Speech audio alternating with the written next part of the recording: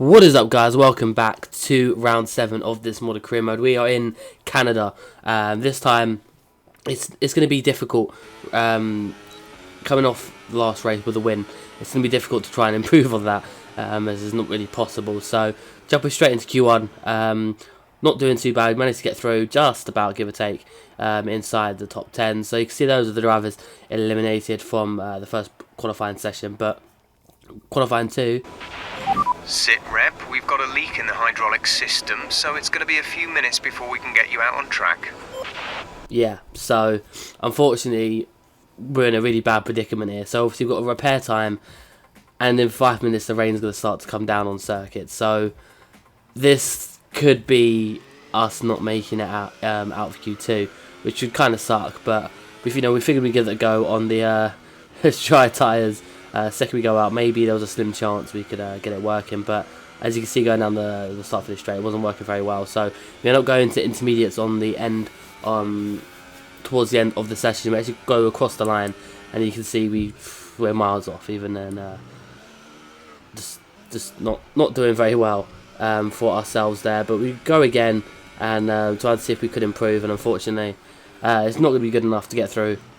So we are going to be stuck and out of Q2, which is kind of disappointing. But same helmet as last race. This time the car's got a few more sponsors on, a few more real life orientated sponsors for myself and the companies I work for and all stuff like that. But it's going to be interesting to see. But you can overtake around this track, so that is a positive for us at least anyway. But it's going to be difficult because, similar to qualifying, towards the end of this race it's going to be wet, so the transition between, we'll have to see how it goes. But for the most part at least, it'll be dry running, so we'll be able to make up, should be able to get in the points easy. Our package is quite good around here. I think that showed in the first qualifying, and just as a whole our packages, it's quite a good little car. But looking at the grid, you can see we've got Valtteri Bottas on pole position with Max Verstappen, both Ferraris on row 2 yet again, followed by Hamilton and Gasly in 6th. Hulkenberg ahead of Magnussen, Sainz, and then Kimi Raikkonen. Ricardo out of Q2, it's crazy. Perez, Lance Stroll, Grosjean, ourselves, followed by Lando Norris. So 2 Brits, very evenly in proportion there, to say the least. But Danny Kvyat and Alexander Albon on the second to last row of the grid, and surprise, surprise, yet again, back row of the grid belongs to the Williams team. So doesn't look like much is going to change here. All throughout the rest of the season. If Williams get a point, then I'll probably just deactivate my channel at this point. I'm not gonna lie to you guys, but that's the strategy we're gonna go with, and hopefully it will work out. Or we can just see how it goes, depending on the rain, and kind of play it by ear.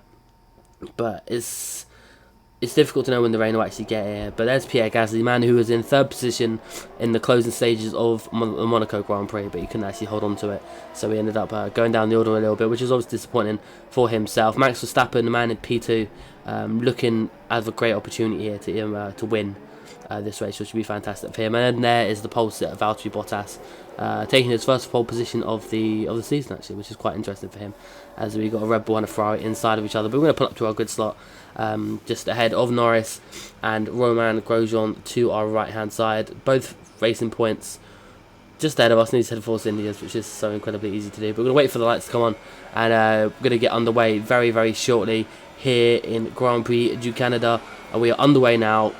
Good-ish start. You can see we didn't get as much pull weight as Grosjean, but coming into turn 1, we'll try and make up many positions as possible, not go too aggressive on the inside of Stroll or Perez. We're going to have to go all the way around. Looks like we might be able to knock Perez off if we're lucky, but he gets better traction out of the corner, and we're not going to fight him until we get into this little right left, and he's actually side by side, so he pushes us wide on the entry, and we manage to muscle our way past as we settle in behind Lance Stroll. But here's the replay of the start. So Verstappen got off to a fantastic getaway and managed to jump Bottas before even he got into turn 1. So Verstappen currently leads. Like I said, it was a great opportunity for Max, and he's holding true to that so far this race. Lance Stroll looks to be very vulnerable coming into the hairpin. I'm going to dive up the inside, little bit too deep, deeper than we'd like, so he's going to come back at us. But being on the outside, got a wider line, got much more pull down the straight, and we're going to make sure we get past Lance Stroll and just try and close up to the rest of the team, which is our teammate. And this is one holy mother of a dive bomb, and executed to perfection. Whether Kimi just saw us and was like, you know, I'm not bothering with that, but fantastic dive bomb by ourselves, if I do say so myself. Now we're coming up to a gaggle of cars which are going really slowly. Ricardo pulls left, and he's actually going to squeeze us against the wall very bloody tight from Danny Rick, but he's going to have to get slowed up by Magnussen. And we're going to take the position off Ricardo and Magnussen a little bit deep into turn 1, but we're going to pull in just behind Hulkenberg now. So pretty eventful so far. A little bit of squirrely on the exit there, but so far it's been quite an eventful race for ourselves. But Nico Hulkenberg, another car looking vulnerable at the moment, especially the Renault. The tyres aren't looking great for him. Obviously the contrast of the cars that were on the Hypersoft and the Ultrasoft, so we're going to start to see a few cars struggling at this point, while our tyres are, you know, doing pretty good. You can see Hulkenberg's actually still fighting, so he got a little bit better exit on there rather than the last corner, so we do get past him just about. But he didn't let us have that by any means necessary. But here we go, we've got Charles Leclerc looking at Bottas into turn 1. Vettel's looking a little bit punchy in the background as well, trying to see if he can pick up any scraps going. But yeah, Leclerc moves into, I believe that's P2 now, so it's going to be interesting to see how he does. We've got Ricardo on our right, Hulkenberg nowhere to be seen at this point. We've got Pierre Gasly, who's on, I believe, maybe the Ultrasoft at this point. Yeah, so he's made the pit stop and he's caught back up to us straight away. So the Red Bulls have got fantastic pace around here. We're not going to fight Gas, we're going to let him go through. And we could see him in a podium position again. His car is performing really well around here, and doesn't look like anything can really stop the Rebels at this point. You can see we're struggling so much with our tyres at the moment on this lap. But we've got Mercedes coming up both sides, Hamilton on the right, Bottas on the left. We're going to find a little gap down the middle.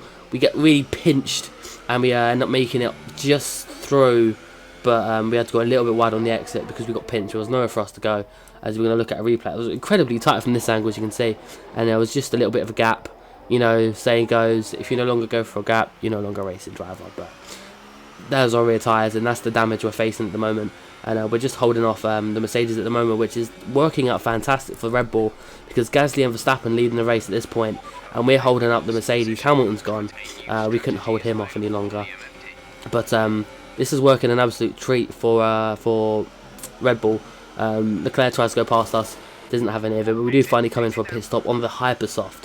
Now, my logic for this, right, was if we can do 18 laps on the Ultrasoft, if it doesn't rain, we can maybe make it on this if we're careful.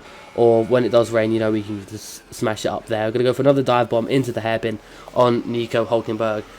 And once again, Kimi's ahead of us, so he managed to jump us just because of how long our stint was. And now this was disgusting. How disgusting that dive bomb was, I can't put into words. A double overtake from an unholy amount back. Danny Ricciardo would be proud of that. And you can see no contact, just straight through, out, gone. Like, it was ridiculous. And you know, what can you do at this point?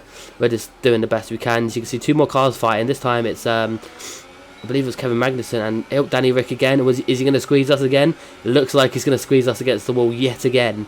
So he's being really aggressive this race, is Danny. It doesn't work. We're just going to pop through and pop ourselves up to P7 at that point. Now a few cars have pit. You know, we're a little bit further up the order. We've got Bottas and Leclerc behind us. Leclerc just steams roll, locks his tyre up, and we're tight behind Bottas. We look back and there's a Renault. It looked like he may have gone into the wall. Definitely with Leclerc. So we're going to have a look at a replay after this. We've got to go down the inside of Bottas into turn 1. And we just very hit and miss. But we do have the job done on the exit. So let's have a look at what actually happened. So Leclerc absolutely steamrolls around the outside, locks the front tyre, pulls up, and Ricciardo goes into the side of Leclerc, and I'm pretty sure that damaged Daniel Ricciardo's tyre, and then Carlos Sainz just comes and just smashes into him. Now that would have been a great points finish for Charles Leclerc, but this... That looked bad. Are you alright? Let me know you're alright.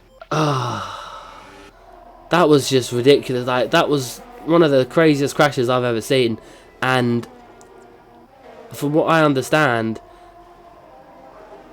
oh lord, like, so obviously I hit the wall, and as Leclerc comes up, as I'm halfway in midair, his nose just picks me up, and my car would have gone straight into his helmet and would have killed Charles Leclerc if the halo wasn't there. So the halo literally saved Charles Leclerc's life, and I'm pretty sure it would have been very similar for Raikkonen. But look, that is a scary, scary incident there. Because probably sit from Raikkonen's perspective here, probably not as much as Charles Leclerc's danger, but that's a crazy crash. That is, like, you can see it from this angle a little bit more.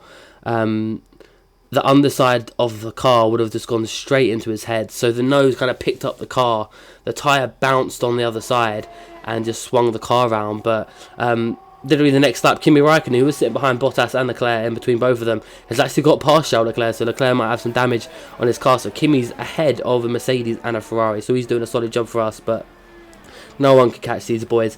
Verstappen absolutely flying, Gasly home in second.